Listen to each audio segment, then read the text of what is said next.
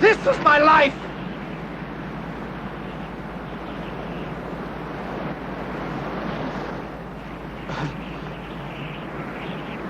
My nets.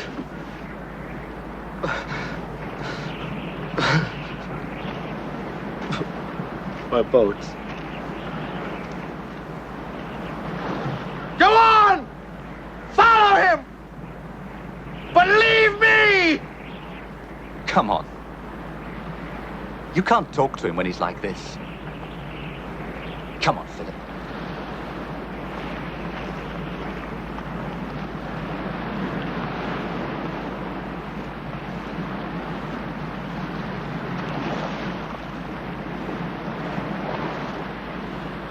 This is where I belong.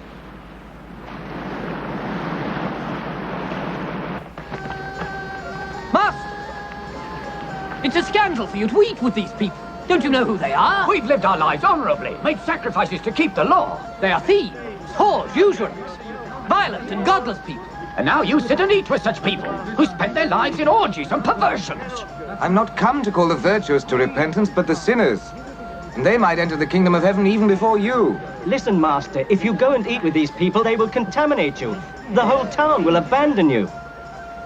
James is right. James, the heart of the law is mercy. You can't go!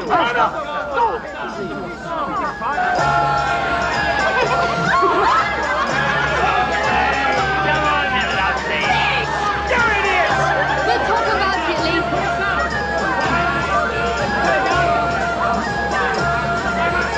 He's here.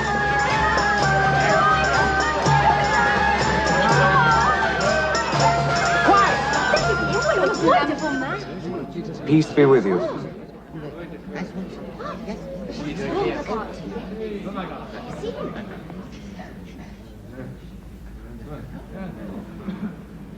Thank you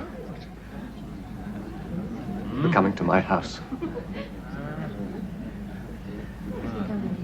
Rabbi, you are welcome. Welcome, Rabbi.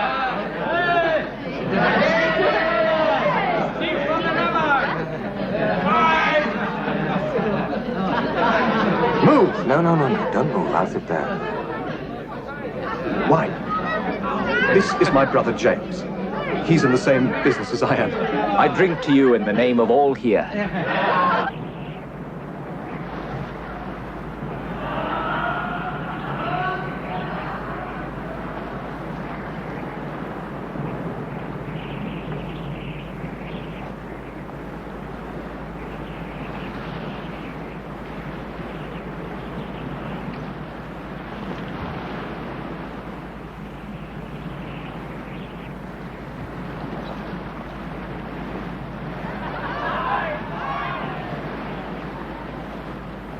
Rabbi, we want to hear your words. Please, speak to us. No, let's eat first. No, let him decide.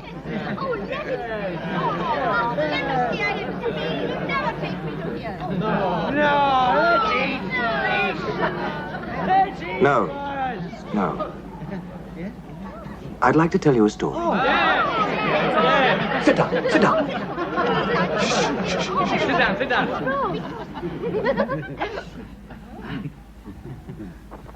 A certain man had 2 sons.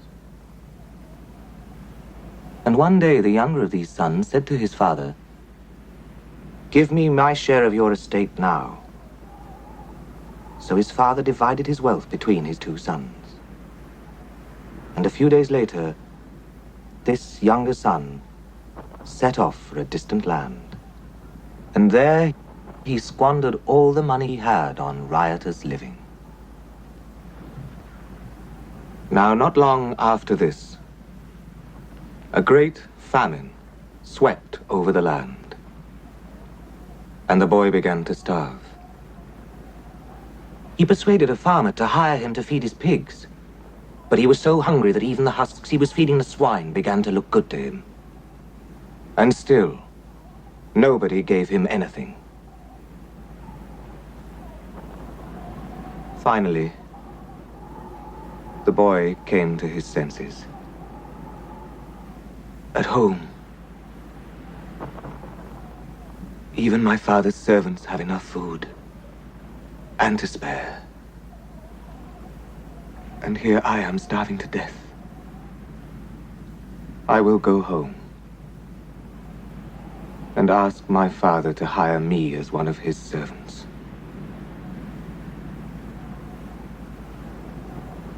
And so, he set off.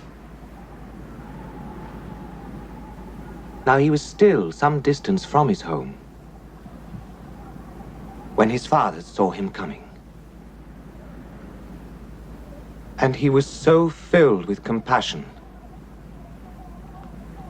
that he ran towards his son and embraced him and kissed him. The boy said, "Father, I have sinned against heaven and you. I am not worthy to be called your son." But his father called for the servants and said, "Bring me the finest robe in the house and put it on him. Put rings on his hands and shoes on his feet. Kill the fatted calf. We must celebrate with a feast." My son was dead and is alive again.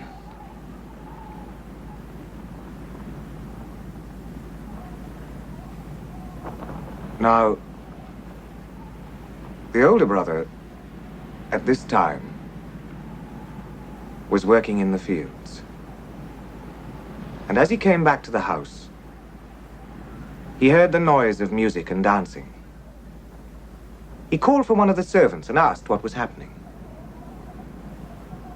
And he was told. At this, the older brother became very angry, and he refused to go into the house. The father came out, tried to plead with him, but he wouldn't listen.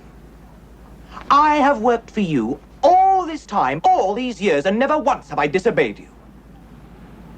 And in all that time, you've never even given me so much as a goat so that I could have a feast with my friends.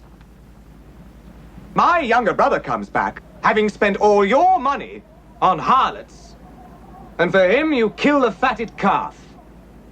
Please," said the father, "please, try to understand. You are always with me. Everything I have is yours. But it is right to celebrate. Your brother was dead and is alive again.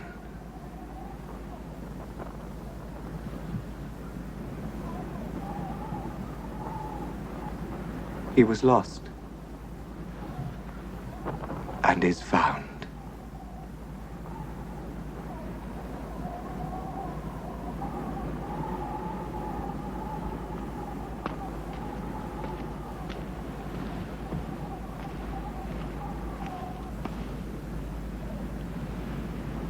Forgive me, Master. I'm...